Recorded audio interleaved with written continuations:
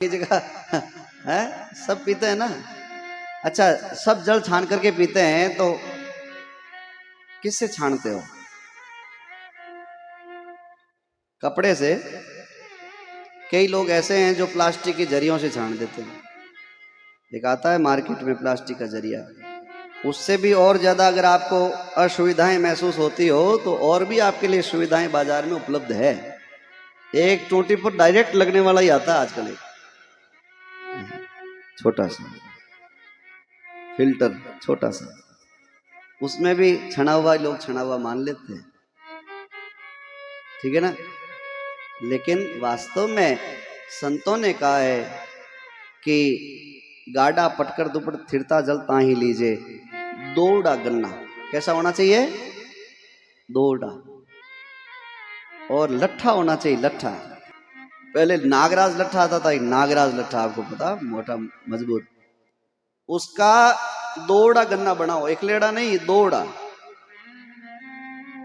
और फिर जुगती पूर्वक जल छानो, स्थिरता जहां स्थिरता हो वहां से जल लेना चाहिए। आजकल तो जल का उपयोग दुरुपयोग तो बहुत ही आगे चला गया है? पहले तो जल लेकर के माताएं बहनें कलश सिर पर रख करके आती थी ना, तो उनको जल का महत्व भी पता होता। अब घर बैठा टोटियां लगोड़ी ठेठ कमरा में अटैच लेट बात रहा, और माँ ने हाथ धोने ठेठ कमरा ताई, रसोई में भी नल, ओहो पूछो मत। अब थोड़ा दिनों पिलंग नहीं लगा दो मन लगे, बटे ऊट परान एक नलकी लगा, होता होता ही पानी पियो, वो बननी जरूरत नहीं, इतना होलियार होनी जरूरी है।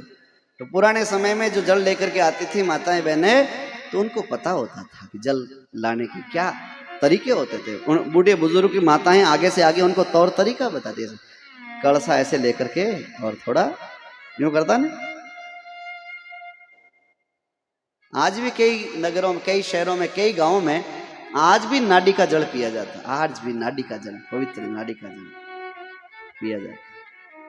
कहने का तात्पर्य यह है कि शुद्धता, सात्विकता बहुत जरूरी है, जीव हिंसा न हो। और फिर पानी छाणिया फच बताओ था कहीं करो, आची आची बताओ भी गन्ना रो कहीं करो था जेनो पानी छाणो बिन पचे की तरीके हूँ पचे निचोड़ो की कर कहीं करो पचे बिने संतारी बाणी कहवे, बाणी में कहवे जीवाणी, कहीं कहवे बिने जीवाणी।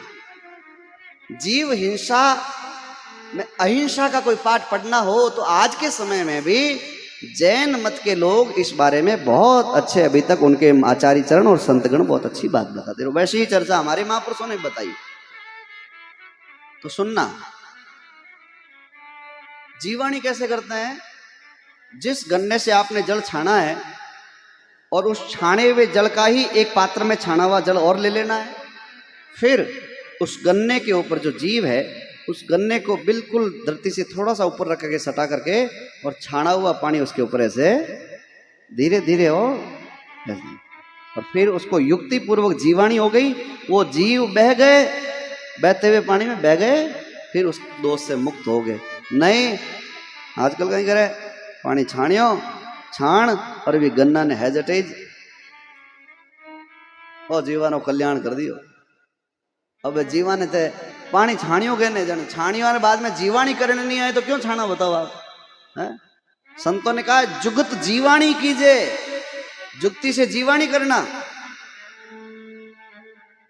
संतों ने तो वाणी में माताओं बहनों भक्त लोगों को यहां तक बताया है, चौमासे में पानी कितनी बार छान के पीना चाहिए, उन्हाड़े में पानी कितनी बार छान के पीना चाहिए, दिन में कितनी बार पानी छानो, और शियाला में कितनी बार छानो। तीनों ऋतुओं में पानी छानने की अलग अलग घड़ियां और पौर बताया संतों ने। इतने पोहर में चौमासे में जीव ज्यादा पड़ते हैं, इसलिए जल्दी जल्दी पानी छानने का विधान है। हाची पूछो तो 5-5 दिन री भरियोड़ी मटकिया ने मायनो लोटो भरपूर डकल डकल ऊंधा ले माए। हेलो ढकनो लागोड़ो हो पचे कहीं है? बताओ आप। संतों ने जो भी बात फरमाई है उस बात के भीतर बहुत धर्म समाहित है, उस बात के अंदर दूरदृष्टता है, और हर एक संतों के नियम के अंदर मनुष्य का भला समाया हुआ है, हर एक नियम के अंदर भला समाया हुआ है।